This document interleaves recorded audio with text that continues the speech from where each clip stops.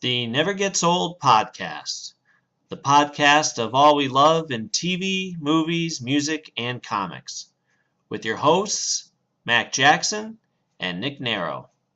Look for us on YouTube and Facebook. Riu Chiu, l'agua da ribera, Dios guardó el lobo de nuestra cordera. Dios guardó el lobo de nuestra cordera. Riu Chiu, l'agua da ribera. Dios guardó el lobo de nuestra cordera. Hi, everybody, and welcome to the latest episode of the Never Gets Old podcast. I'm Mac Jackson. Nick is not in at the moment. He's at his girlfriend's, who has a internet issue. But that's why he's not here. But fortunately, I have Sarah Clark with me, who everyone will know from her Fandom Lenses blog site, right? That's an accurate... fandomlenses.com, and it's on Facebook and all kinds of good stuff. I don't know if everybody knows. Well, no, I want to make sure I'm describing what it is. It's a blog site. Yes. All right. I hate to say it was just a blog when you're like, no, we have fireworks and, pictures of babies riding fireworks. I don't know. So, I haven't started my plans for global domination quite yet. I've kind of been busy, so... No, until after the holidays. Exactly. That's the other thing, everybody. This would be our Christmas episode. I wanted to do that and share some, holiday cheer. How's your holiday going so far? My holiday's going fabulous so far. Just was at a Christmas party with friends last night. We watched all the old Rankin Bass holiday specials and, Charlie Brown Christmas and all that good stuff. He likes watching the old specials. Is that on their TV? No, he just has them all on DVD, and so we just have a big old kind of 60s style Christmas. It's awesome. I love that. That's the stuff that, my son Monkee, he just turned 5, and so he has been every year, but it's funny to watch him go from just being a baby where he just wanted to sleep. He's like, yeah, all right, whatever, to being like, no, Santa's coming, and can we watch Frosty? And because, years ago, I had already bought Frosty and all the Christmassy stuff because I love Christmas. But to watch him be, like, hungry for it. Like, no, can we watch the one where Frosty and Rudolph meet? That's Speak of the devil, he just came down from his nap. Oh, hey, Mikey. Oh. Hi. Hi, you can't see her, but that's her. That's Sarah. Hi. Hi, Mikey. Good to see you. I see the top of your head. It's awesome. There he is. Hey, Mikey. Hi. Hit the screen even though my webcam's not on, so. Did you come down to go to the bathroom? Okay. Go ahead. I'll be talking about you, so enjoy doing what you got to do. Can I stay up? As long as you're quiet, yes. I'll be quiet. I know you will. So I had recorded last year. They did one where Frosty and Rudolph met. Oh, okay. And Santa's in it, just like, because it's all the same characters. Right. And they meet, but it doesn't feel necessarily Christmassy. They're like running around on an adventure together. I'm like, okay, where's that Christmas feeling that you get every time you watch their individual things? Mm-hmm. So I have to rewatch it. Like I said, I recorded it and had him watch it, but now I have to pay attention next time. Yeah. How about, I saw you posting about A Christmas Carol? Yeah, this was on my personal Facebook page. I just shot out to some friends, what's your favorite Christmas carol? Because my husband and I, Kevin and I, started talking about this the other night. So, what's your favorite Christmas carol? You know what? I'm stuck because, let me tell you, when you mentioned the Patrick Stewart one, Cindy, before I met her, was big into Star Trek The Next Generation. Cool. Loves Patrick Stewart. Mm-hmm. I have introduced her, I told her, wait until I show you Stargate. If you thought Star Trek was good, it's a completely different... Mm-hmm. I don't know if you've ever watched Stargate. Have you? I have watched the movie. There's a movie, right? I'm thinking of the right thing. Originally, okay, watch the movie. I have watched the series. You have to. Holy crap! It'll change your life. Yes. And this is what I told her. She's like, I Yes. don't know. I love Star Trek: The Next Generation. Mhm. And I said, no, buckle up, because this is so different and, in my opinion, better. Well, sure enough, she's like, yeah, you're right. It's a complete, because basically the concept, if you've seen the movie, is it's our military today dealing with a Stargate, an alien object, where it allows them to go to different worlds. Okay. So it's not futuristic. It's not. It's its own. It feels very grounded in reality. Okay, well, I'll add that to my list of things Mac thinks I should try. Stargate, and you kind of sold me on Elementary. I was listening to your show last week. I'm like little Miss Sherlock Benedict Cumberbatch girl, and so I haven't really gotten into Elementary, but you like it, and my dad likes it, and you both have taste, so... Thank you. Well, I'm telling you, I like the BBC version too, but that's much more traditional. Yeah. Hang on. What? Of course you can get a drink. But Elementary is taking the concept and making it modern day America. Yeah, have you watched it? Did you say?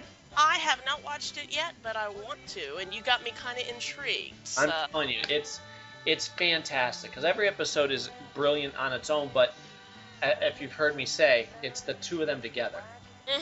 You know, that dynamic makes it okay. It's a whole other level of cool. And yeah, you know, I said this on an essay I wrote about Martin Freeman, which I'm probably going to have to revisit now, but that's probably, we'll talk about that later. Yeah. But, you know, really what makes the Sherlock adaptation good for me is that chemistry between Holmes and Watson. Yes. And it's either there or not. I mean, it's like the Jeremy Brett, that's a great example of it, and I think what makes the BBC Sherlock work is that chemistry between Benedict Cumberbatch and Martin Freeman.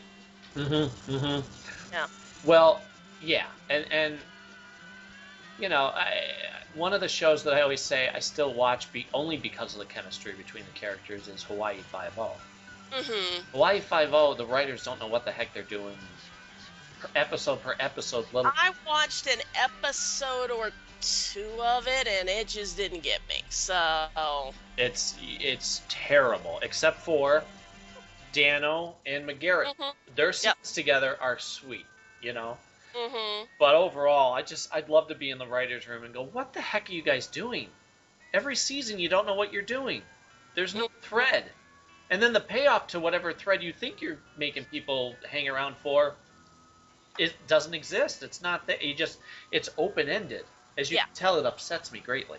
I can tell. Anywho, yes. Richard Dean Anderson alone makes Stargate SG-1 excellent, but the rest of the cast and the writing, I'm telling you, for 8 years, it was a perfect show. The first season is kind of lays out the groundwork. They go through the Stargate. They deal with alien people, and then they go home. By the end of that first season, thank God, they shake it up. They go, okay, now that you get the idea, boom, and it builds on itself. Through every year, you're like, okay, wow, I feel like I'm constantly being rewarded for watching this. That type of thing. But anyway, back to Patrick Stewart. I bought her his version of A Christmas Carol, because I think every house should have at least one of them. I didn't like it. You didn't like it? Okay, why not? I have to rewatch it. Because I remember seeing certain versions. God, I don't even remember who. Wasn't the George C. Scott one, which I'm sure is fine. I know I've seen it. There's one version in particular which was always my definitive version of it. And when I saw Patrick Stewart, I just thought, I don't know. I like him, but I have to go back and watch it, because at the time we kind of went, I don't feel the spirit of Christmas when I watch it. You know? Well, yeah, no, I think I understand what you're saying.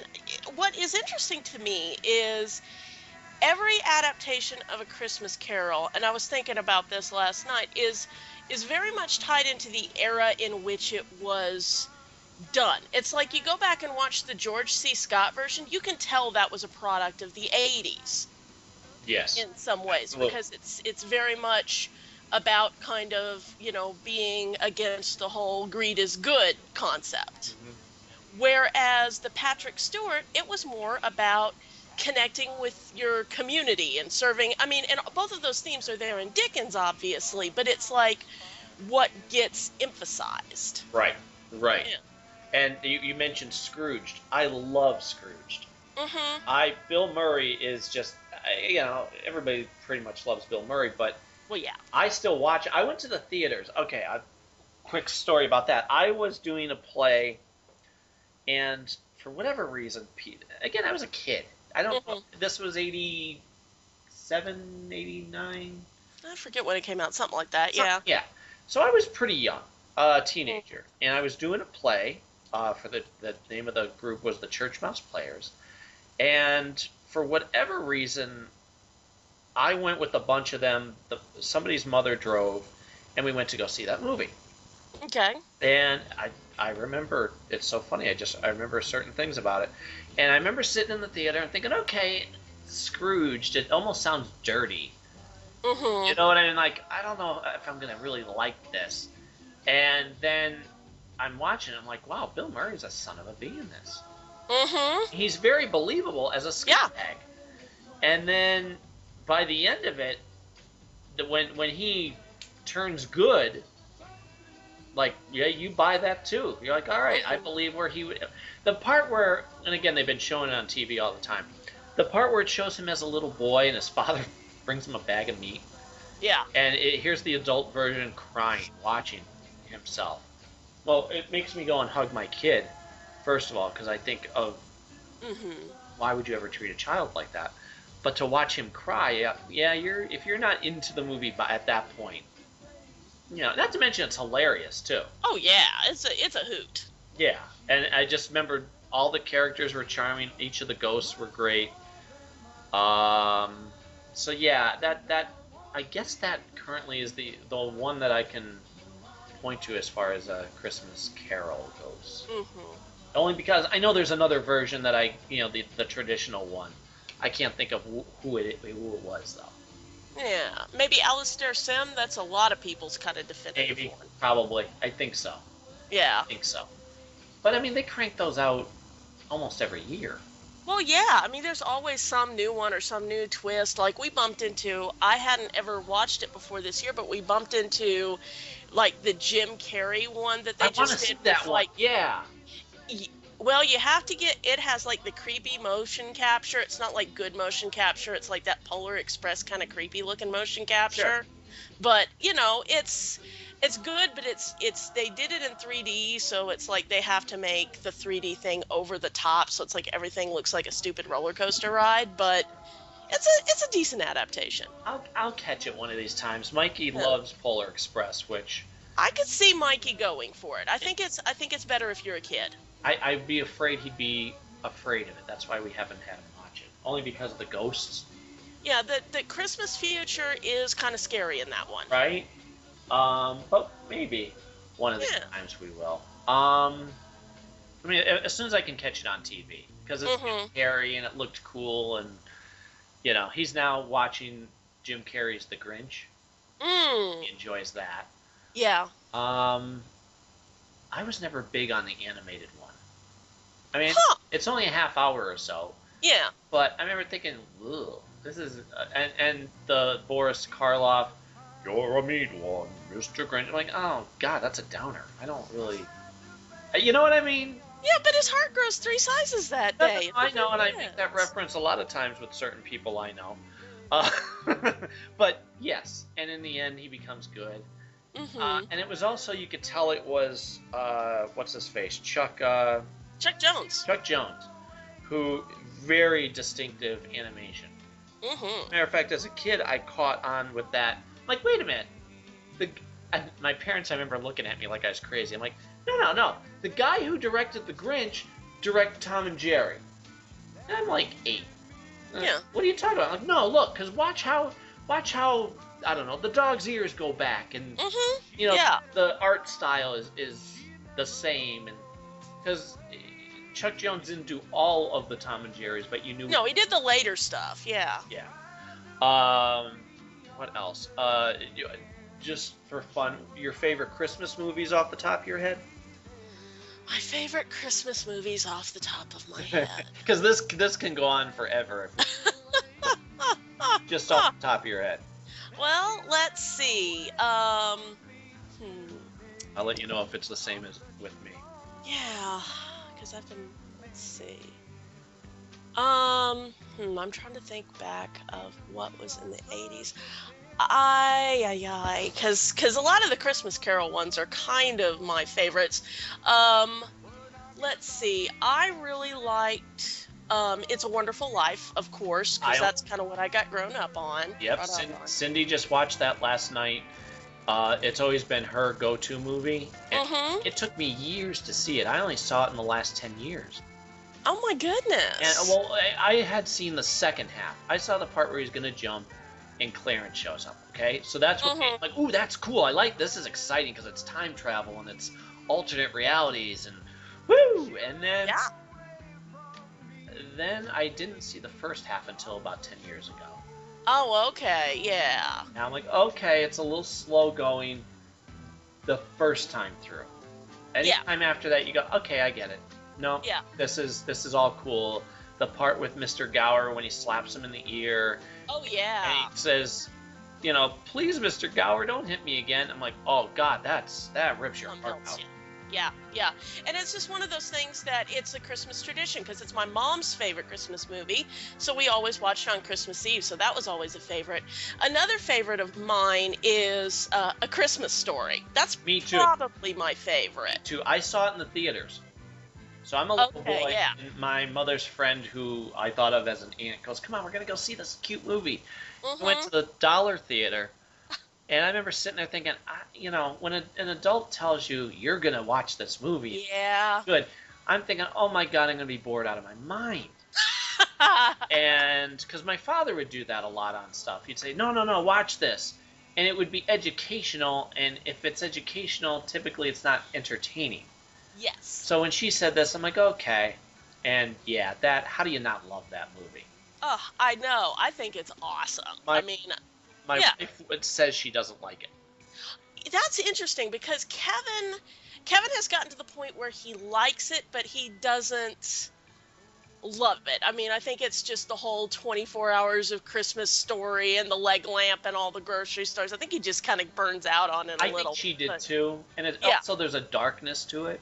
Oh, yeah, which I love because, you know, sometimes you just need to have that little bit of cynicism to kind of cut through the tinsel, you know what I'm saying? And it feels real.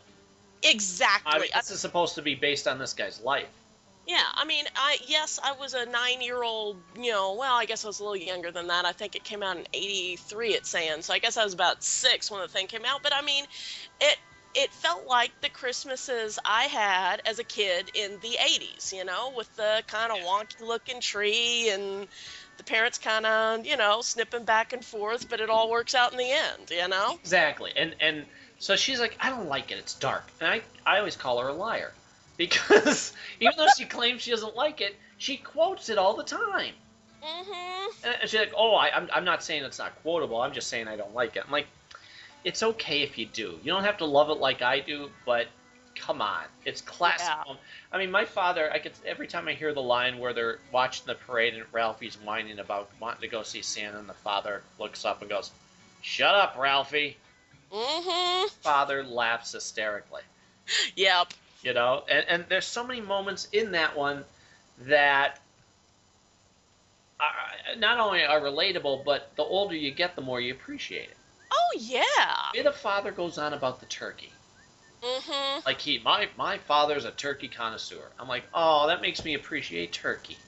Yes. You know? Yes. Like, and it's sweet. And my favorite part in the whole thing is when this nasty father becomes so excited for his little boy and tells him, go step behind the tree. Oh, yes. Don't spill him all over. And he's so sweet at that moment. That's my favorite part out of the whole darn thing. Yeah, Dad pulls it out in the end. I love it. Yes. And just to watch him not be the a-hole he was for 2 hours of that movie.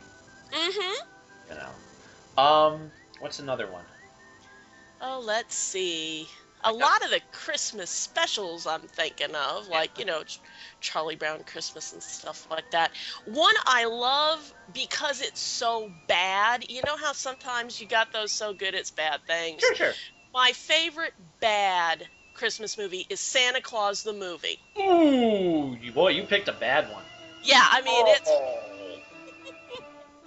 Wow. just, you gotta watch it for John Lithgow, just kind of like chewing the scenery, Yeah.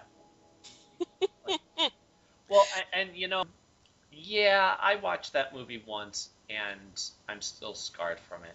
Well, yeah, it was pretty painful, and but it just, I think it was like they had this. It was the Salkins who did it. I want to say that Ivan and who the other Salkin guy is, and I think they just had like one movie left in their Superman contract, so they just kind of did this horrible Santa Claus movie. I don't know if you ever watched Nostalgia Critic. Have you ever watched Nostalgia Critic? He does a wonderful send up of it. Really? Yeah. Huh. Now send me a link if you. Okay, Sure. I'll shoot it your way, because he like reviews a lot of like old movies and stuff, especially the really bad ones, and Yeah. it's fun. So. Let me think. Okay, one of my all-time favorites, Christmas Vacation. Yes. There was so much about that movie on every. When I would have to go out and do the Christmas lights outside, I'd say I'm Clark Griswold, and you're filled with the spirit, and you're all excited about it, and everything's just falling apart, and that's when you definitely feel like Clark Griswold. Totally. And then it hits close to home because your family's over, and just that sense of this is what it's about, even though some of them may drive you crazy or. Mm-hmm. No. And of course, Chevy Chase, he's one of the top funny guys on my list that I just think is fantastic. Yes, he's up there. And that, him in those movies and Fletch, those are some of my all-time favorites. Yeah. But I get, despite all the funniness, there's still that sense of Christmas love. You know what I mean? Like, you feel the spirit of Christmas in that. Mm-hmm. And give me 2 seconds, because I okay. So, but yeah, I mean, it's funny when I'll watch that, and Cindy and I will like point out how certain people in that movie are like certain people in our lives. Oh yeah. And just they're just classic lines. Like, and we'll again quote that one. Yeah. Can I get you some more eggnog, Eddie? Drive you out in the middle of nowhere, leave you for dead? Nah, I'm good, Clark. Awesome. And yeah, that's and it's pure kind of Chevy like Chase. Christmas. Yeah, it's kind of like Christmas Story, like that way. It's kind of what Christmas is really like, and that's nice. So. In the last couple of years, my guilty pleasure has been Deck the Halls. Oh my gosh. You know the one I'm talking about, Danny? Matthew Broderick? I don't think I've actually seen that one. Okay. It's one of those that they cranked out, like, along Christmas with the Cranks, that type of thing. Where you're like, yeah. All right, goofiness, blah, blah, blah. I don't really know if it's about Christmas. But for some reason, it's my guilty pleasure because it's about a guy who just enjoys the holidays so much, and the whole town is wrapped up in it. And I think that's what gets it for me. Watch. Okay, during this time of year, Christmas is it. I don't know about you, but I've heard people say, and you hear it every year, oh, I hate Christmas. Or, nah, I just do it for the kids. I don't get that. I don't get that either. I don't understand that, because this is the one holiday more than any other that wraps around music, TV, movies. It's everywhere. Exactly. Can you name any TV show ever that has not had, that has been on like more than a season, that has not had a Christmas episode? Oh, Stargate, but that's, Well, yeah. Okay. That's the only one. Everything else has, I think, that to my knowledge. And why wouldn't you? Exactly. It's funny, too, because I could think of certain shows where I'm like, why wouldn't they do more Christmas episodes? Mm-hmm. Like The Office was great about that because they would do Oh, yeah. a Halloween episode every year, a Christmas episode every year, and yet I watch. I was just doing a podcast with the guy, and it's going to be the MacGyver episode. Mm-hmm. Well, they did a Christmas episode, and it was a fantastic episode. It wasn't light and fluffy where, look, we're just going to talk about Santa all. Right. It actually delved into some good stuff. But I remember thinking, boy, you know what?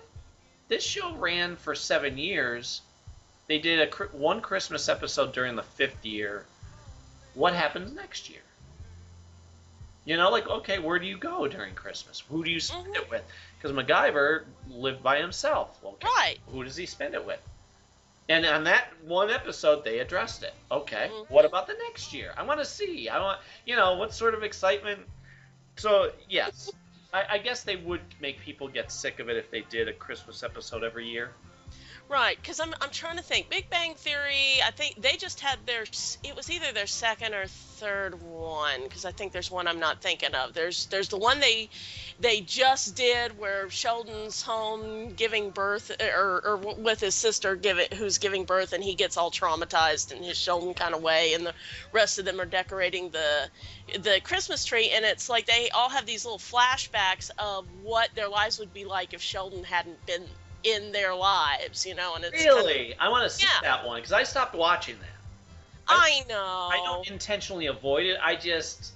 Nick hates it, but I can enjoy it. I just kind of burned out on it because it's on all the time on almost every channel now. They are over showing it, and I have a feeling that it's gonna kind of sort of peak pretty soon because of that. But the reason I like it is because, well, you see, Nick, these are my people. These are my people. Yeah, you've heard his criticism of it, though, right? Yes, I have heard his criticism, and he's not without a point. Yeah, because it does give any of us a bad name because they're going with the cliche stereotype. Right, but they do kind of subvert it in some ways. One of the ones I liked the most was the time when the guys were all going to the Comic-Con in, I don't know, Sacramento or whatever, when they were all dressed up as the Next Gen cast. Oh, that was a recent one, and the girlfriends were left behind and talking about them.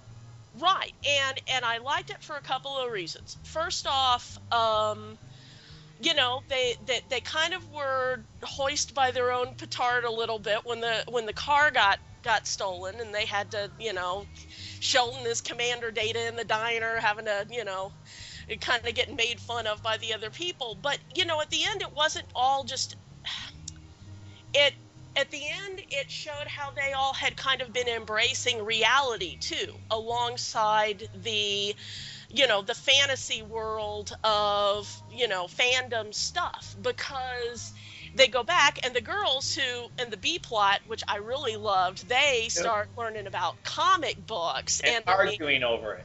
Yes, and they're sitting there arguing about, lifting Thor's hammer and whether the Hulk could do it, and all those classic comic, debates that I've heard all about from Kevin. And it's just, it's like the whole story of the show is basically about everybody's horizons getting expanded in whatever way they need to be expanded. And, it's basically just the meeting of Penny with these kind of four nerdy guys, just kind of this big bang in all of their lives, and how it's kind of made them into this very unlikely band of friends. And I like that. Yeah. And that was the saving grace for me for that episode. Because usually they're like, oh, they're so stupid and blah, blah, blah, and oh, they're such nerds. And then to have them turn around, I thought, good, exactly. Exactly. It subverted that whole trope of what they usually do with the nerds in that situation. Right. And I loved that. Yeah, I enjoyed that too. And that was one that really got... Somebody did an article specifically about that episode and how it gives everybody a bad name. But at the same time, like we said, it did have a saving grace to it, where it's kind of said, no, they're not wrong for enjoying what they enjoy. Mm-hmm. You know, just because they're socially inept doesn't mean everybody is. Right. You know. Oh, here's a Christmas question: real tree or fake? Real tree or fake? Fake, but only because we have horrible allergies in the house. I wish we could do real. How's that? Well, I used to do real. Growing up, we always went out and cut down the tree and, you know, all of that. And then one year, I remember my mother going, you know what? I'm sick of this. The needles everywhere. It's dying. You have to water it all the time. Blah, blah, blah, blah. And being really upset about it. And then once we got it, I'm like, oh, no, you're right. This is practical. Okay. Yeah, we do the fake thing, and, you know, and that was something, when we were kids, we had the real tree, and we, you know, we didn't go out tramping in the woods. I mean, we're in Oklahoma City. We would have had to drive 50 miles to find a tree. But, you know, we would go to the grocery store and get the trees that were already cut down. And so we'd put it in the middle of the living room and decorate it all up. And then every year, the week before Christmas, we all came down with colds. And for years and years, it was like, why do we always get Christmas colds? And then it dawned on us, we're allergic to the stupid tree. Oh. So we got rid of it, and we got a fake tree, and no more Christmas colds. But oh well. Well, the hardest part for me is the darn. It's in 3 pieces. I can't bring it up through the cellar door inside, because this is a 100-year-old house, and that door is like half the size it should be. Yeah. So I have to actually take each section, drag it outside, bring it around the house, push it through those doors, just to get it into this room where I'm in now, in front of a window, so everybody could see all that we've done. Right. And, you know, that's 3 pieces, and then you got to prop it up and put it in, and it cuts up my hand. Yeah. The bristles. Yeah, the bristles. And they itch like crazy. So, but at the same time, it saves money. You don't have to buy a thing that's going to die. And, yeah. You know, I always joke with Cindy that she has the opposite of a green thumb. She has a black thumb. She could kill a plastic tree. Yeah, I'm with her. So yeah, there's that. Do you have any traditional Christmas foods that you look forward to every year?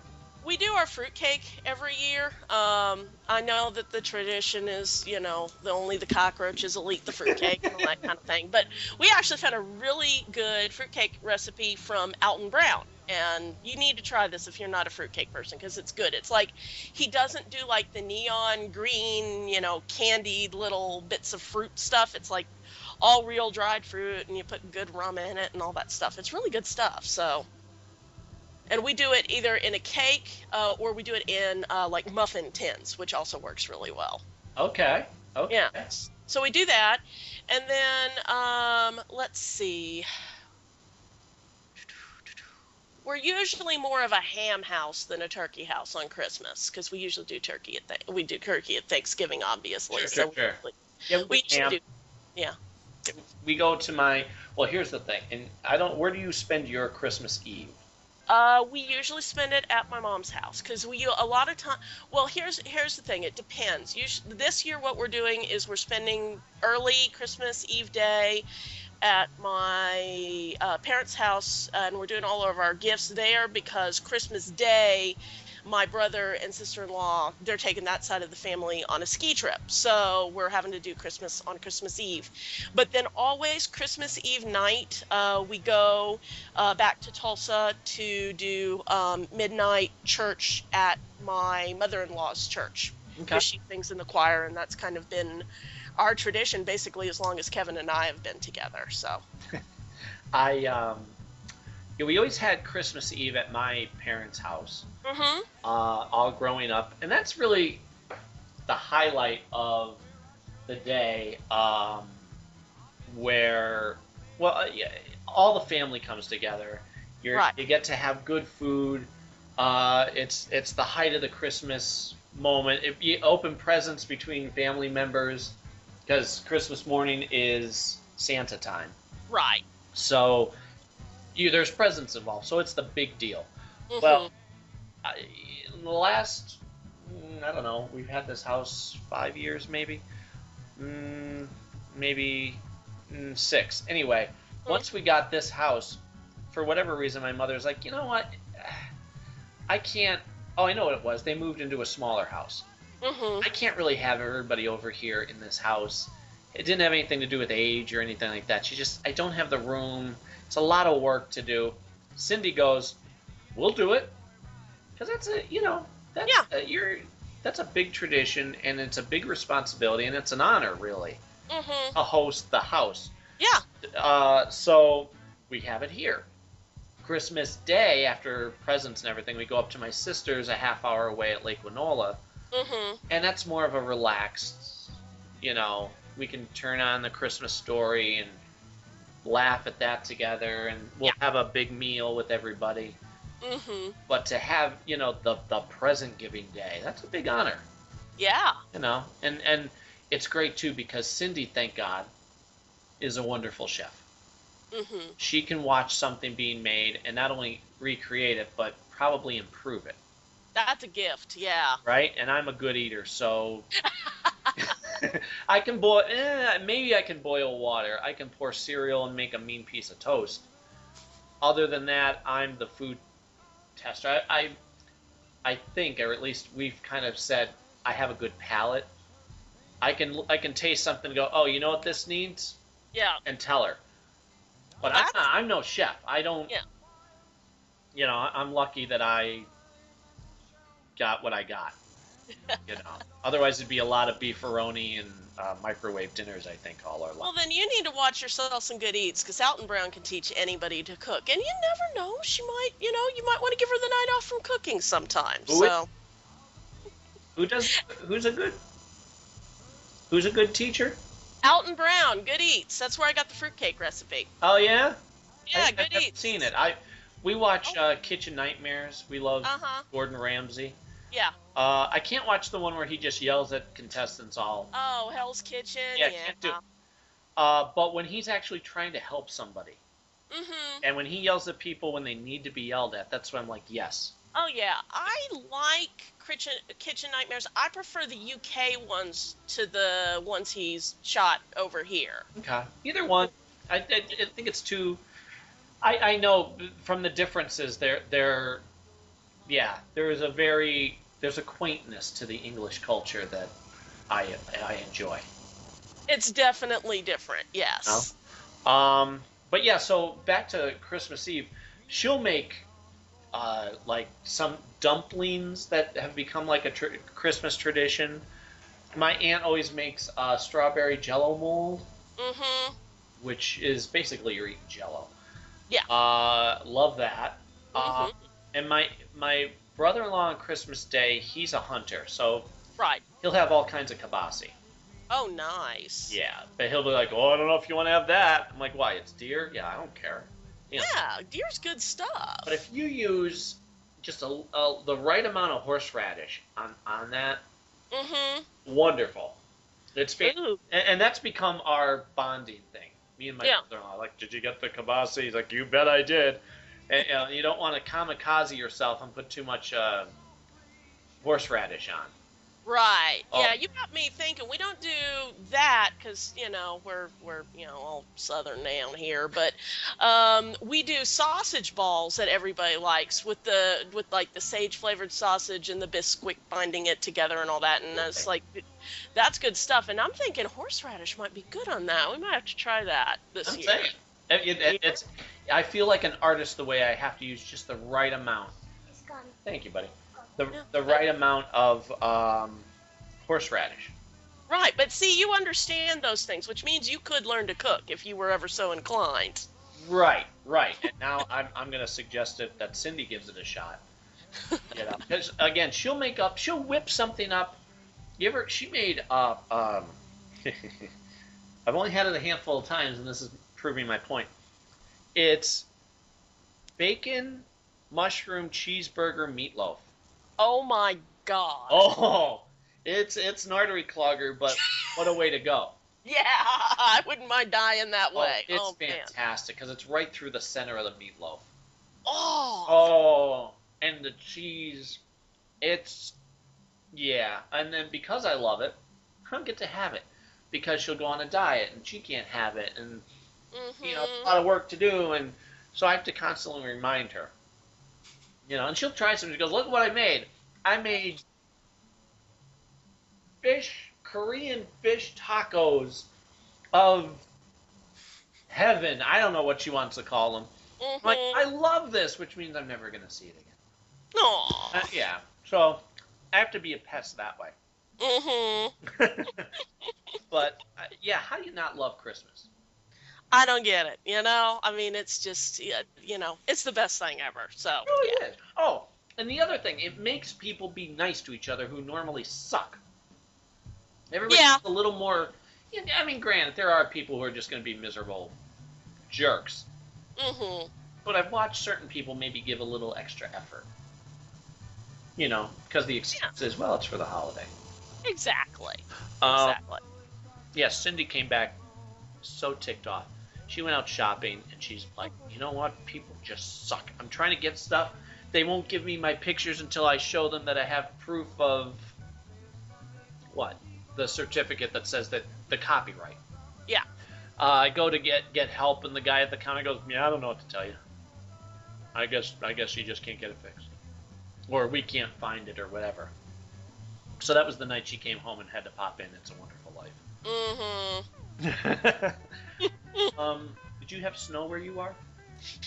We did not have snow. We actually had a bit of an ice storm night before last, which was kind of exciting. But fortunately, we didn't lose power. We were actually a little worried about that, but it all worked out okay. So, but yeah, no real snow. We had some snow about 3 weeks ago. We actually had snow kind of early. So, yeah, but Yeah. we have weather in Oklahoma. So. I'm okay with it until, I don't mind it as long as it doesn't cover the roads.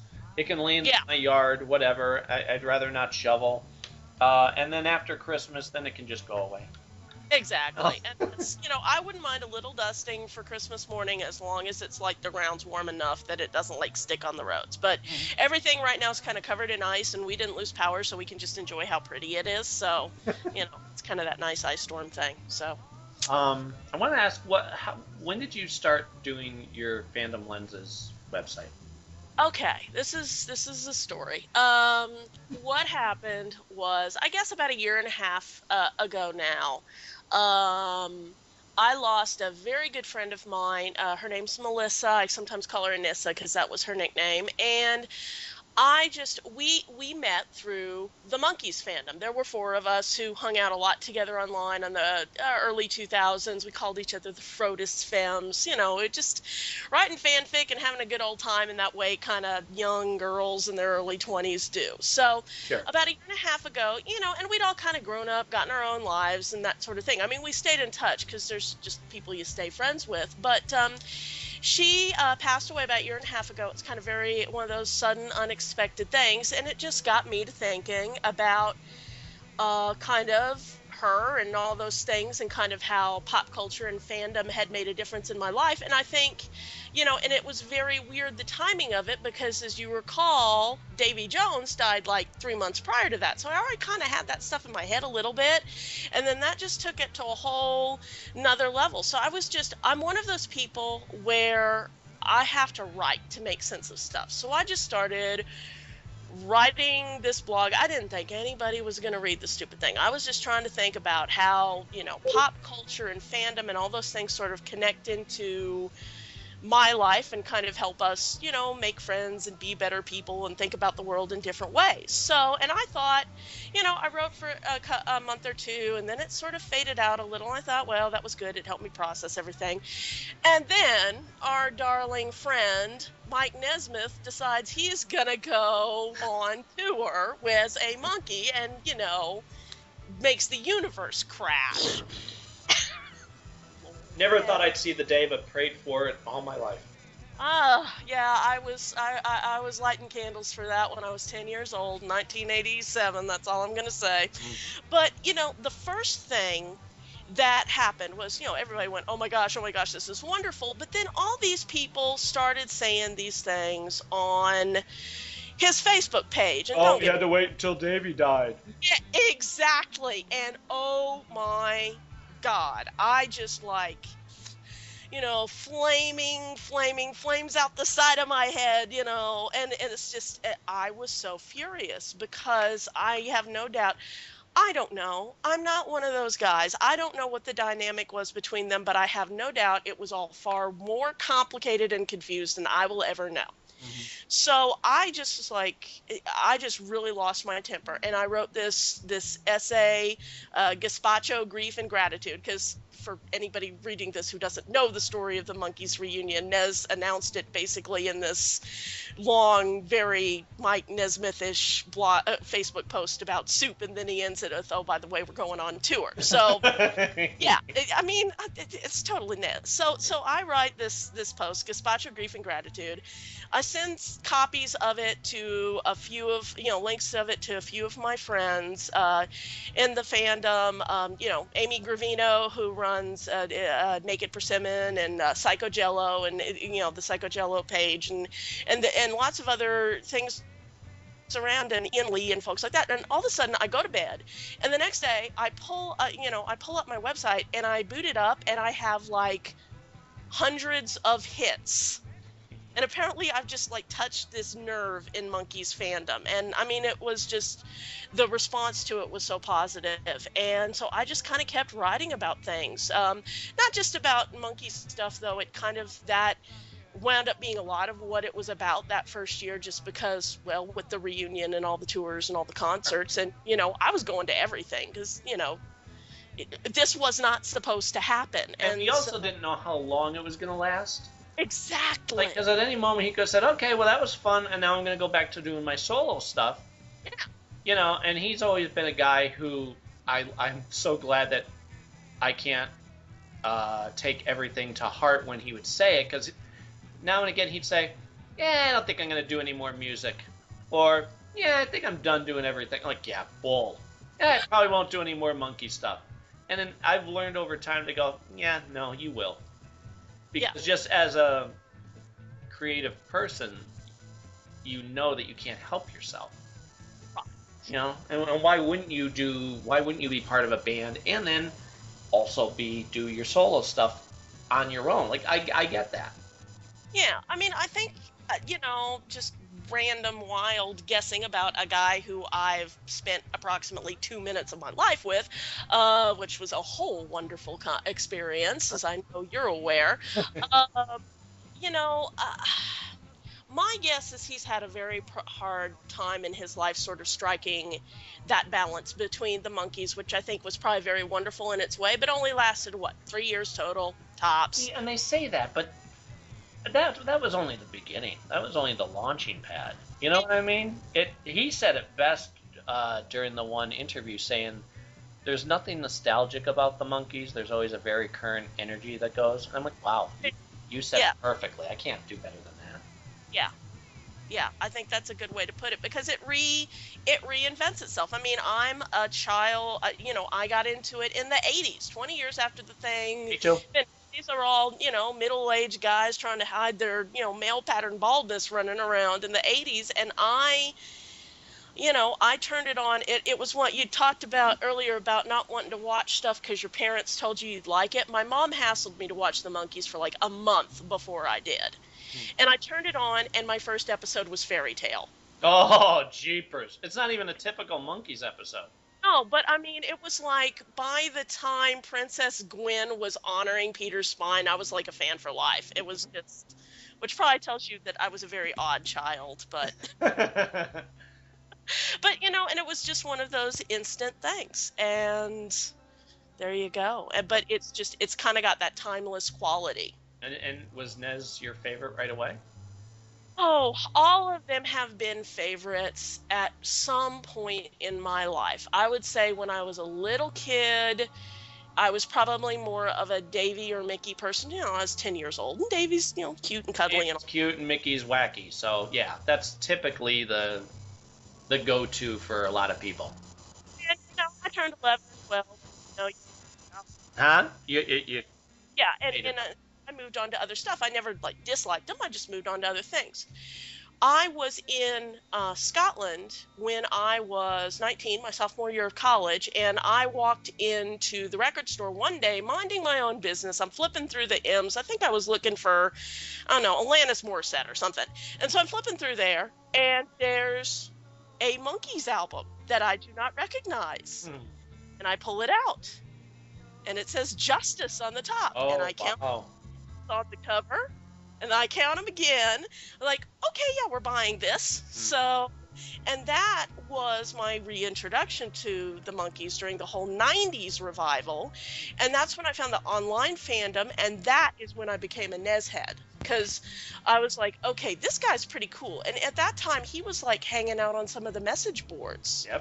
Yep. And posting every now and then. It's like, okay, I got to learn about this guy's solo stuff. Because, you know, Nez is a little over your head when you're 9 or 10, probably, and he certainly was in my case. But like 9, and I still need to read his things at least twice just to get a general idea. So yes. Yeah, so I mean, yeah, I think I get most of his Facebook posts, but that may just mean I really have no clue. I don't know, but we're not saying anything bad. It's just that he's brilliant. He's deep. Yeah, he is very deep and very brilliant and very giving in his thoughts too, which I love.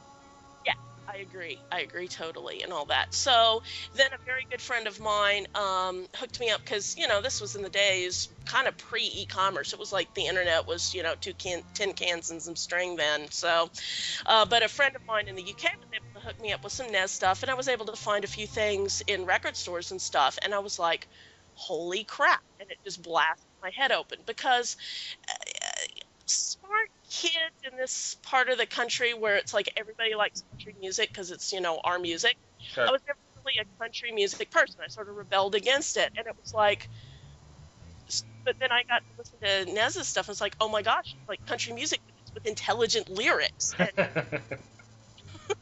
I fell in love. You know, and so I would say, as far as my favorite Monkee today, it's sort of it's pretty much a tie because Peter did something very sweet for us when passed away, and basically my friend Cindy had just posted to his website that she'd passed away, and she'd been to a lot of his Shoe Suede Blues concerts and things like that, so she kind of knew he a little bit, and he posted a very nice thing saying, you know, I'm you know, condolences, and I'm thinking of all your friends. I was like, you know, Peter did not have to do that. Right.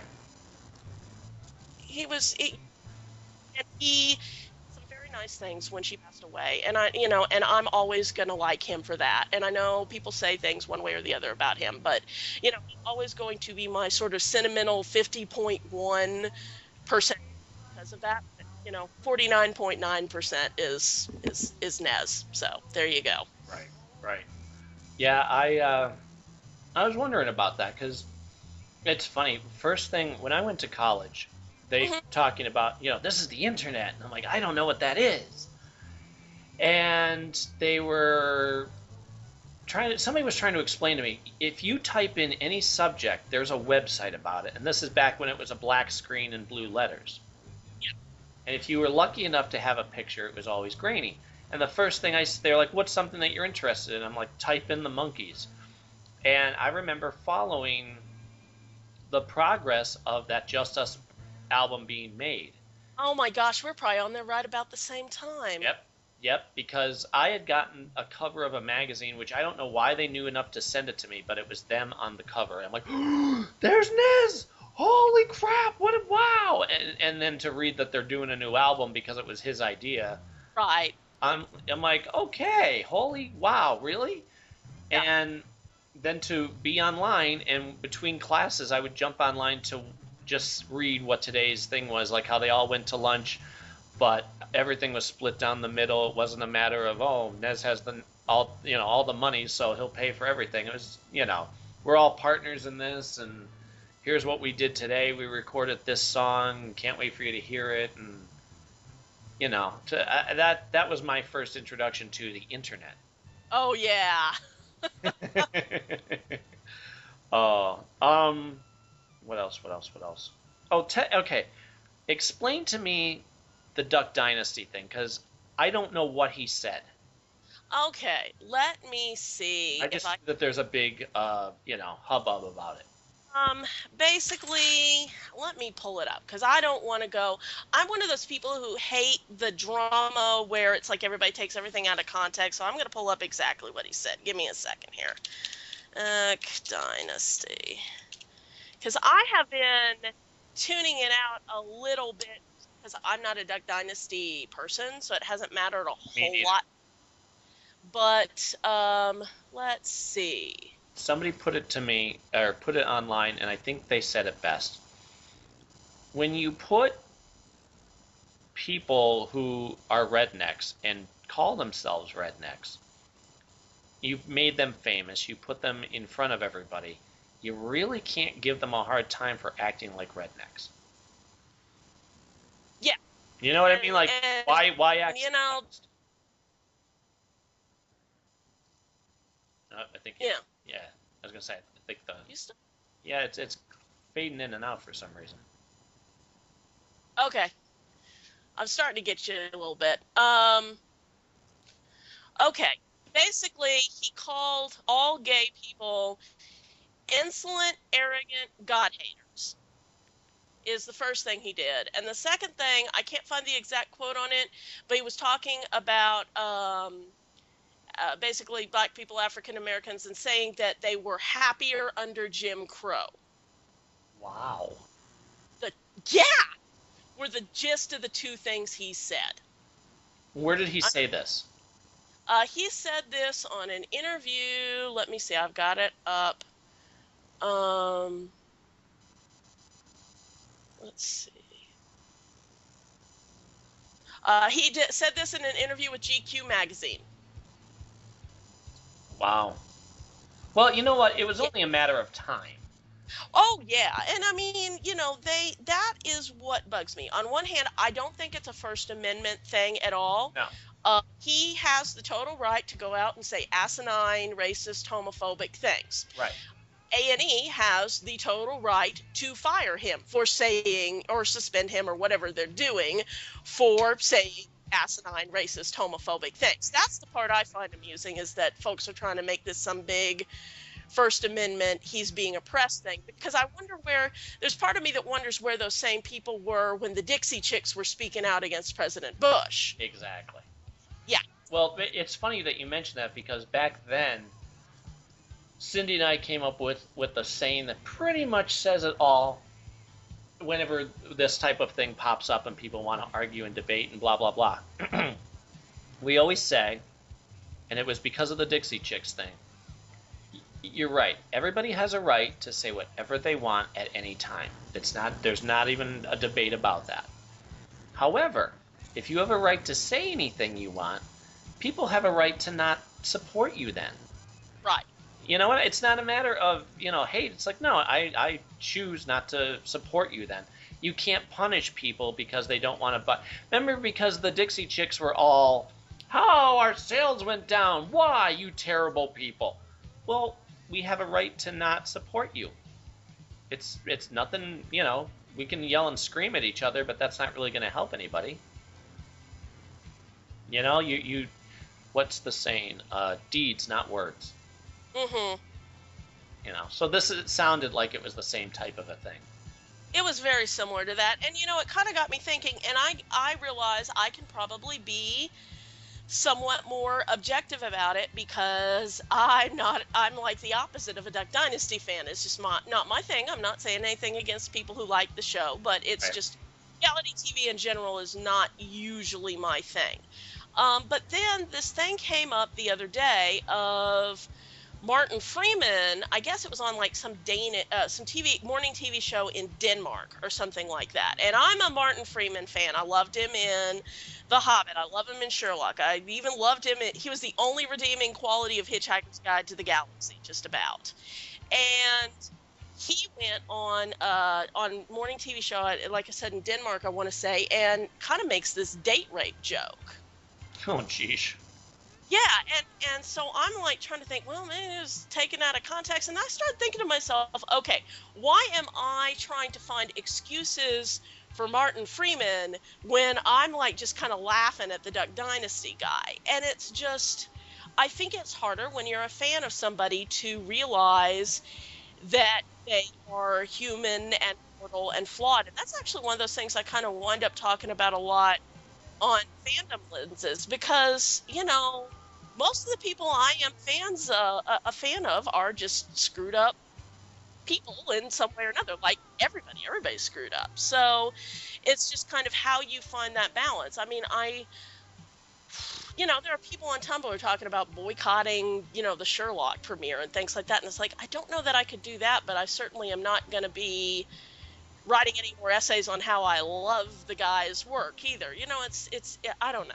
It's like how you balance that, appreciating their art versus what you think of them as a human being. Exactly. And that's the thing too. There is a line where their personal reality overcomes any of their work. Yeah. You know what I mean? Like there's how can I put it? Here's a good example. Big Simon and Garfunkel fan. Major influence. Them together, them separate. I'm raised on that stuff too. Yeah. So there's that, but then when I do a little digging or I would hear something, let me see that. That's beautiful. It turns out Paul Simon could be an arrogant SOB. Right. And the stories that I've read, out there, bud. Out there, bud. I'm podcasting right now, remember? Yeah. You can take it out there with you. Take it out there. Play with it out in the other room. Come on. Then, either way, I'm talking right now. Thank you. He wanted to show you his new turtle van. But like, give you I'll hear him talk about something, and he's like, well, and say something off the cuff that I thought, boy, you gotta, there's no personality trait that I hate more than arrogance. Agreed. I can't, I hate it. And like I read Harry Chapin's biography where when Harry Chapin was, if you ever get a chance, and I don't know if you've already seen it, but there's videos of Paul Simon and John Lennon hanging out together. Oh, cool. You would think. Paul Simon and John Lennon, who also could be an arrogant jerk. That's putting it like. Exactly. And I can't stand that, again. Yeah. They were so obnoxious together because they thought, hey, we're the big, we're it. Nobody's better than us. Mm-hmm. And there's a video of Art Garfunkel coming up to accept an award for somebody at like whatever the music award is, and the two of them just pick on him together in front of an audience. And I read in the Harry Chapin biography where he was big fans of both of them. Mm-hmm. And saw them backstage, and they kind of dismissed him. They were kind of rude to him. And then when Harry Chapin years later, was going off to win an award for, I don't know, Cats in the Cradle or something. Right. They were like, oh, hey, now look at it's this guy, huh? We're all on the same level now. And they're like, good luck. And he said, thanks, I don't need it, and walked away, which was his sweet way of, kind of telling them off. Mm-hmm. But, back to the point, I think he's humbled himself in the years since. Which is why I'll still buy his music. If he were still the arrogant jerk that he was when he was hanging around with John Lennon, I don't feel good about supporting someone who I think is a dirtbag. Yeah. I can't. It's like you said, everybody's human. You have to go into it. All my heroes, I understand, are human, which is why they're my heroes, because they start off, in my mind, they're normal. But to watch them be famous, Richard Dean Anderson, Michael Nesmith, they're the same. Part of the same reason why I love them both is because despite their fame, they're still wonderful, sweet, giving, exceptional people. Mhm. You know what I mean? I mean, yeah, okay. And, Mike Nesmith does fantastic stuff in every genre he touches. Right. Absolutely. And I would like that, and I would take that in. But for me to admire him as a person, it's because he still has always been humble. Mhm. And if anybody in this world can get away with justified arrogance, it would be him. Right. Because and when you think of the word genius, he's it to me. Yeah. I think, Yeah. I mean, there are maybe 5 to 10 people who I would call alive today who I would call geniuses, and he is absolutely on that list. But he is not perfect either. right. And that was actually, being a Monkees fan was one of those things that sort of helped me learn how to separate appreciating somebody's work versus not always agreeing with all of their life choices. Yes. Because I still remember this Christmas. We're back to Christmas, 1987 or something like that. I got a Manufactured Image, which is a wonderful book by Maggie McManus, basically sort of the 80s version of Sandoval's kind of Monkees day-by-day book. And so I'm reading through this thing, and you got to remember, I'm 10 years old, and in the space of like 6 pages, I see Davy and I want to say Mickey smoking what I thought was cigarettes. I'm glad I didn't even, marijuana was not even really in my level of consciousness, because that would have just totally killed my brain. And then I find out about Mike's affair with Nurit Wild and Jason Yes. and all that stuff. And I was 10 years old. Half of my brain still believed they were the cute 4 boys living in the beach house. Right. And so I was like, okay, oh my God. So first I kind of had to gather myself. And then I thought to myself, okay, I've got a couple of choices. I can either stop being a fan because these people are not perfect. I can pretend I didn't learn what I just learned and just kind of imagine that they're the same guys living in the beach house.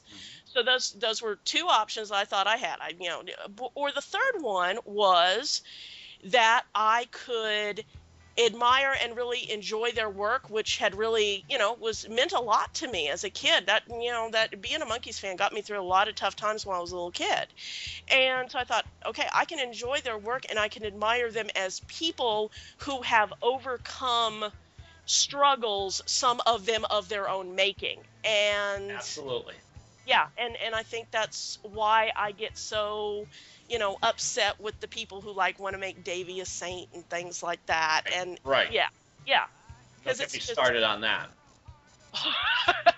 I had a feeling you'd have some opinions on that topic, yes, but it's just, you can not agree with everything somebody's done as a human being, but still appreciate their work. Right. And you said it best. You have to look at the here and now. Right. You can't have them be perfect, but you do have to have them learn from their mistakes. Exactly. And I know all my heroes, him included, have expressed their acceptance and owning their mistakes and saying they're better people now. One of the things that ties Mike Nesmith, Harry Chapin, and Richard Dean Anderson together for me is they've each said that at some point very early in their lives, they had tried pot. But here's the thing. Here's where it becomes a redeemable quality. They each, and this is weird, but in a wonderful way, said, I tried it once and didn't like it because it interfered with my thinking. It clouded my thoughts, and that's not, my thoughts are what's most important to me. I'm like, wow. All individually, I've heard each of them make comments. That's brilliant. Yeah. Because, we live in a world of, what? What's the big deal? We can go, let's do some questionable things. Why? Like, to have these guys go, no. It messed with my creative ability. I mean, look at what they've done. Exactly. Holy crap. So you're right. And like you were saying about Nez's, that time with his infidelity. Yes, and he's admitted that, okay, I messed up. But he still loves his son. Exactly. I adore that. I adore just watching him be, the loving, supporting father. Yeah, and I mean, it always impresses me. We're not just with him, but really with all four of them. None of them, I mean, it amazes me sometimes that everything that they went through with that whole Monkees experience, like none of them overdosed or killed themselves or anything like that. I mean, they all had their trials in the years after it, but they figured out how to become whole human beings in their own ways after it, and that's really what I respect them all for now. And the fact that, see, Mike put it really well too, also saying that, he's always a monkey. Yeah. This isn't like something he was forced into that he would look back on. You look back on certain memories, but you're always part of the band. Yeah. Especially with him fighting to make them a band, why would he ever go, no more? I think he wanted to be more than that, but he always knew that was a part of him. Yeah, and he embraces it, and I love that. So it's not like he said, it's not nostalgic where it's a glimpse of the past. If you pay attention, it's current, and it's something he can, as we see, can always go back to and be part of, and yet still be a solo artist. Right. Holy crap, that's wonderful. You heard what I was saying about my thoughts on Davey, right, in the past? I'm not sure if I have, actually, because I missed a few episodes while I was doing kind of my PhD stuff, but... You monster. Davey, to me, from everything I've read and seen and have experienced, there's two parts to Davey to me. Okay. There's the part where I met him. Okay, you're one up on me. I have not met him. Some friends of mine have, but I have not. I've been fortunate enough to meet all of them. Oh, wow. I know. I met him, and he was very sweet to me. Very kind. So let's put that in its own area. Put in its own box, yes. The other side of Davy Jones that I have witnessed and read on and blah, blah, blah, blah, blah, blah, blah. You got to remember, this is going back as far as you're going back. Yeah. So, and I pay attention to this, and again, with my whole hate of arrogance, that is going to pop up.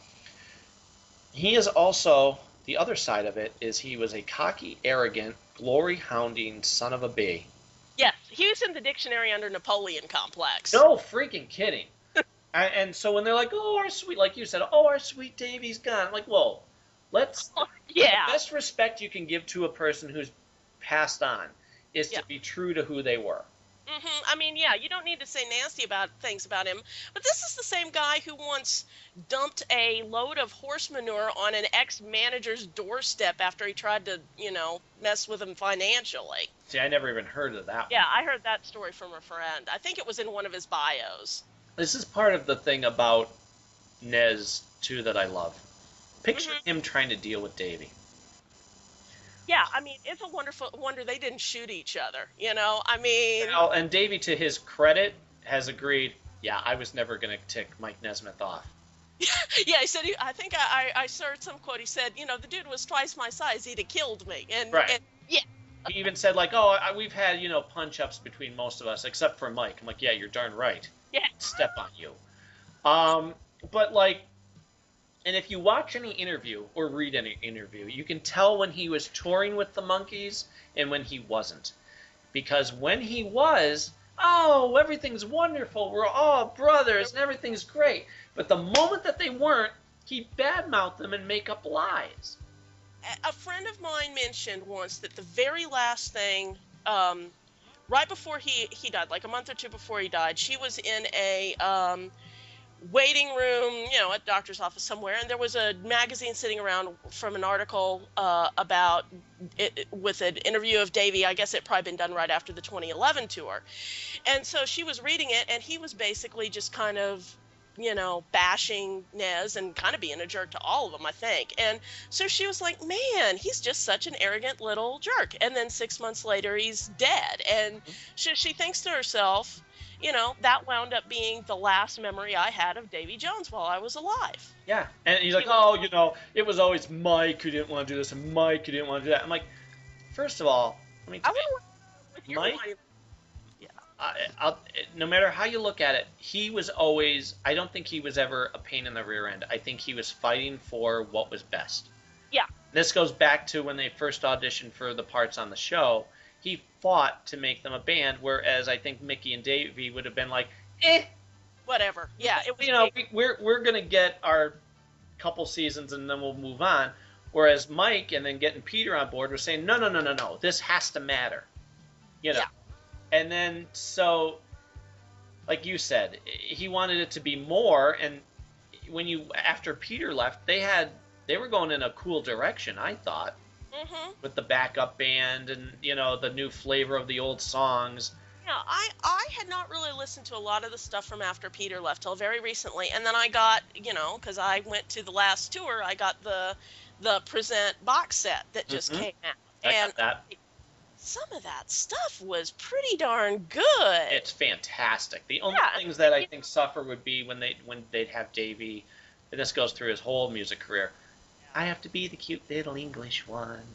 Yeah. To play the "I'll be true to you, yes I will." Stop it. Stop trying to. We're not till 10. I'm sorry. Yeah, exactly. Like when he would do Early Morning Blues and Greens and Hard to Believe. Those are my two favorite Davey songs. Yeah. They're powerful and they're Can I be a bit of a heretic though? Peter does Early Morning Blues and Greens better now. You think? I think. Hey, listen, I'm happy to hear Peter sing lead and not be terrible. You have to accept his voice for what it is. Exactly. Well, I always said he's better at doing backup harmony. Yes, absolutely. I like his solo stuff. I like Stranger Things Have Happened. That's a great album. It has its ups and downs. I like parts of it. But overall, he was not a lead singer. No. And I think he'd say as much. Yeah. But yeah, so Davey would just. That's the other thing. They would use, because Davey always has to get his face in front of a camera whenever possible. Yeah. Whereas I adore Nez for saying, you know what? Like they did the E biography, which is like the gutter trash channel of thing. And Nez had recorded his part for that. And then when he saw it, he said, I want to see it before I sign off on it. They had arranged it to go with rumor and hearsay and not facts. And he said, no, this isn't accurate. And they said, we don't care. He said, well, then you're not using my part of it. And part of that was Davey going, oh, yeah. Mike Nesmith wouldn't take his wife to the hospital when she got hurt. Yeah, and he'd have his, Davey's ex-wife was, like, backing him up on it. And every time, I'm waiting for them to do an accurate biography on them. And I don't mean just, let's do the Monkees up until the show ended. Because then they go, and then they did some other stuff, and now they're back together. I'm like, no. Let's give it proper, let's go all through the 70s. Let's focus on each of their careers, or in Peter's case, the lack of where he was, because nobody knew where he was for a time. Yeah. But address it. Let's talk about it. Let's not just skip over these are guys who shouldn't have been a band and now they are a band. Yeah. It's a cheap, and the E channel I think was one of the worst. Yeah. Right? I agree. I agree. That was a bad one. I'm trying to think because I haven't watched any of them since like 10 years ago. Well, there's a new one. The true Hollywood Story one was not the E, the behind the music. The VH1 was not too bad. That was not too bad, even though I played it for someone on Facebook and then had to tell them, okay, when they say this, that's inaccurate. When they try and anytime they show Kirshner, ignore it. It's garbage. He's just as bad as Davey. Yeah. No wonder they got along. Oh, and by the way, another credit to Nez. Never took a cheap shot. Think of all the shots Davey had taken at him, whether, and it wasn't true, but just to hear him badmouth them. Same thing as Kirshner. When each of them died, Mike. Yeah, I mean, those were two of the I will always love the obit he did, well, for Davey obviously, but also for Don Kirshner. I was like, okay, this is officially like the most gracious thing I have ever read. He could have had the final say. could have taken the last shot, but he never took a shot at all, Oh. which shows an amazing strength and character, which I think is why despite, I mean, he's always kind of laughed off the whole idea of, oh, no, I didn't wait for Davey to pass away before I joined them. I'm thinking it made it a whole lot easier, though, when he did. Because especially towards the end, the other two had gotten sick of Davey, too. Yeah. The last couple tours would end in a feud because, Davey wanted to have his wife come on and dance on stage.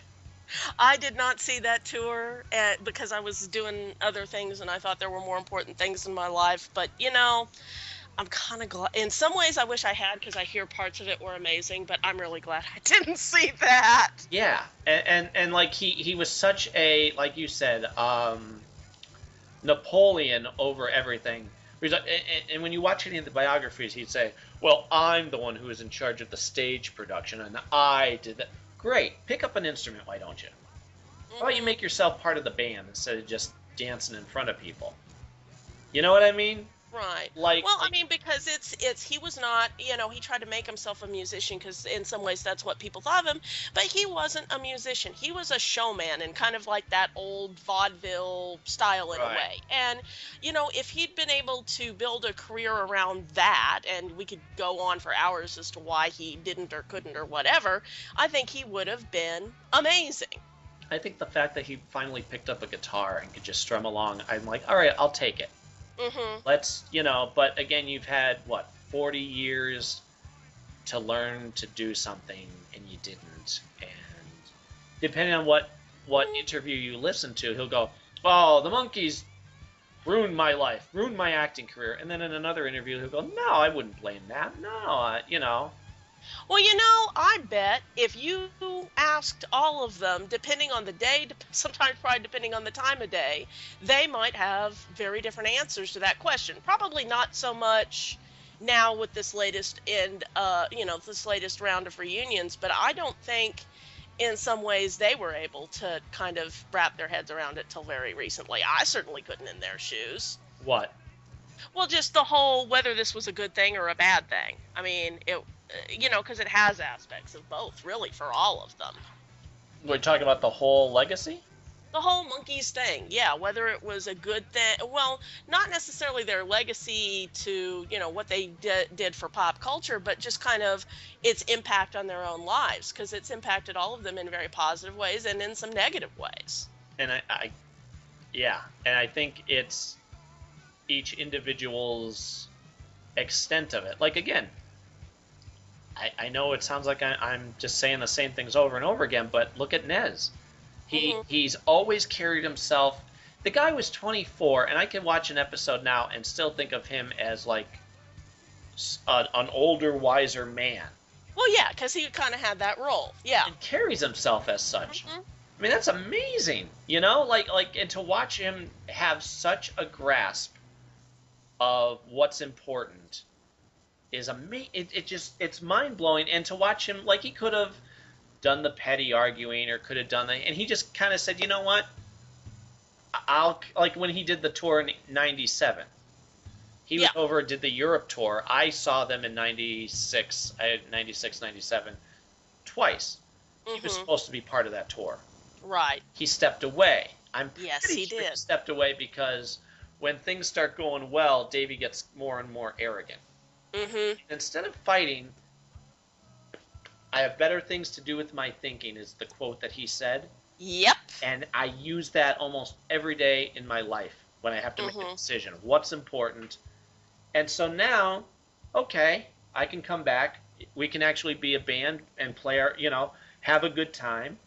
Yeah. And you've seen them, so you know. Now, you saw them without Nez? I saw them without Nez in 2001, and then I saw them again in 2012 and 2013. Completely different concert experience. Oh, they're totally different. I mean, I enjoyed the 2001 thing with Davey. It was wonderful hearing Daydream Believer, and he was hamming it up, and it was a fun show, but it was not. It wasn't a concert. It wasn't a. It was. You stole my words. It wasn't a concert. Sorry. No, it's all good. And because you've seen both and you're kind of on the same page there. One of my few, I'm lucky person in that I don't have very many regrets in my life. One of the things I do regret is that I had an opportunity to see all four Monkees in the UK in '97 because that's when I was living over there. And then basically, my boyfriend at the time asked me to come home over spring break, which was the same time they were touring. And then Nez said several things on the news groups basically saying, yeah, well, I'm going to stick with the band through the summer. And I was like, okay, I'm going to go home and see my boyfriend and it'll be all fabulous. And then I'll catch all four Monkees in the summer. And it'll be, I can take my mom with me and it'll be a hoot and, I'll have a good time. And so I go home, and long story short, I break up with the boyfriend because, long distance thing. It didn't work out. And then I can't remember if it was still when I was in Oklahoma or after I got back to Scotland that I heard he left the band. Mm-hmm. It's like, that's why I've been to 2 Monkees shows and 2 Nez shows in the past year and a half because I ain't doing that. I ain't screwing that one up again. Yeah, and to watch them, it's like, okay, it's very clear Nez's presence. Exactly. And they're all following him. Mm-hmm. And boy, that feels good. This is what it feels like, how it's supposed to feel like now. It should have been that way every other time, and it's a pity it couldn't have been, but it is now, so let's enjoy it. Oh, it's fantastic. And the fact I haven't seen it officially said, but somebody said they're going to tour again in the spring. Ian Lee was making some noises that they're going to tour in the spring. We'll see what happens. I hope they do. I'll believe it when I see it, but I really hope they do. So hey, listen, we were lucky. We got 2 years of him doing it. Exactly. Doing the best concerts they've ever done. Amen. That's certainly the best I've ever been to, and I didn't get a chance to go to the '80s ones, but I've been told from friends who've been to the '80s shows that it was even better than that. That this is the best. What else? I hate to end this, but I think, how long have we been going? An hour and a half. An hour and a half. So I think we've covered everything, and we probably put everybody to sleep with all the Monkee stuff. I don't think we've even scratched the surface. I'm telling you, there's so many things I want to talk to you about, but. Me too. This was fun. Hey, well, you'll come on again, right? Yeah, I'll come on again. Sweet. Do you want... maybe Nick can come on too, and I can try to convert him to Big Bang Theory. I would love that. We try and get both of us on whenever we have a guest on. But I figure, hey, as long as we have a fun guest like yourself, we'll be doing okay. Well, thank you. This was actually my first podcast, so I'm glad I wasn't too boring. Oh, no, you're great. Do you read comics, by the way? I have read a lot of the classics. I have read Watchmen. I have read V for Vendetta. A lot of the Alan Moore stuff. I'm reading the Walking Dead comic right now because I want to read that before I watch the show. Very nice. You don't have to. You don't have to? They're 2 different animals. Basically, Okay. If the comic is a straight line, mm-hmm. the TV show kind of wiggles in and out of it. Got it. So you're not going to be... the way they do it is it's unpredictable for us who have been reading it for the last 10 years or so. Because I've read it right from the beginning. Oh, wow. Okay. And when I saw the show, I'm like, it'll be great, but it's going to be the same story I already... Oh, wait, no. Okay, this is different. Okay, cool. Certain people die that don't die in other version. Some people are in the comic that aren't in the show, and vice versa. So you can do both at the same time. Then I'll do both at the same time. And then I guess another one I like, I've still got to get caught up on it, is Fables. Okay. I read the first collection of that. Yeah, I'm through the first and I need to get into the second. So, but yes, my husband is like major comic geek going way back. We may need to get him on here one of these days. Because, his dad was like, just raised him on like all the Silver Age comics and everything. And so he's just really hardcore about it. And it's like when we'd watch Batman Brave and the Bold, he'd like hit pause and explain to me who all these characters were and stuff like that. So, yeah. Well, does he read currently? I think he reads here and there. He doesn't read everything, but I think he's read some of the New 52 stuff. So, well, if the New 52 stuff, Batman stuff, I was just telling my friend Nathan on the other podcast, I'll send you a link if you're at all interested. I've been reading through the tablets. Mm-hmm. It's brilliant. If you're looking for fun, good stuff, I'll send some suggestions your way, and you let me know what you think. Absolutely. Sounds great. And of course, let me know what you think of Elementary and Stargate whenever you get on that. You could probably watch the first couple episodes. I think they have on YouTube. Yeah, I think I've seen them on YouTube. If not, I bet some of that's on Netflix too. Oh, without a doubt. And I think it's I I updated my Netflix because they made me to where now I can watch stuff through my tablet. Nice. Yeah, I love that. Because now I get to watch Breaking Bad, which Yeah, I liked it. I need to go back and catch the last couple seasons. I liked it. I didn't love it. Right. It's, it was still worth my time. So I'm loving Dexter though. I liked the books. I read the first couple of books in the series, and I liked some of the early Dexter stuff. Maybe I need to go back and watch. I liked the first season, but maybe I need to go back and watch it again. So yeah, kind of picked up. So but yeah, we'll catch up and we'll talk more. Sounds great. It's fun. I'm glad that you are able to do this. Yeah, I'm glad you invited me. This has been a lot of fun. And being able to talk to you in person is better than catching you on Facebook. Absolutely. And I'll plug in my webcam next time so we can do it that way too. So cool. I'll use one of your pictures, I guess, through Facebook just so people can see what you look like. There's I put the one of me with Nez on the Skype. You can use that, or I'll send you some photos too. So okay, do that. I'd appreciate it. Do you have my email address? I'm pretty sure I do. If not, I can get it off. I can Facebook you and get it. But Sweet. What else? Oh, you get to pick the podcast song at the end. So if you want it to be like a Christmas, since this is like our Christmas show, you can go right ahead. Let's do something Christmassy. Well, we've been talking about Monkees too. I think you're gonna do it. I knew you were gonna do it. We gotta do Riu Chiu. I knew it. Ever since we were talking about having you on, I'm like, I bet she's gonna pick Riu Chiu, and that's fine. That's great. That's what I would have picked. There we go. That's why we're friends. Yes, that is why we're friends, and I really enjoyed this, and we got to do this again. This was a hoot. Cool. All right. Well, thanks everybody. As always, leave us your thoughts. Send us your art too. We're always looking for fun podcast art that we can use to promote the show.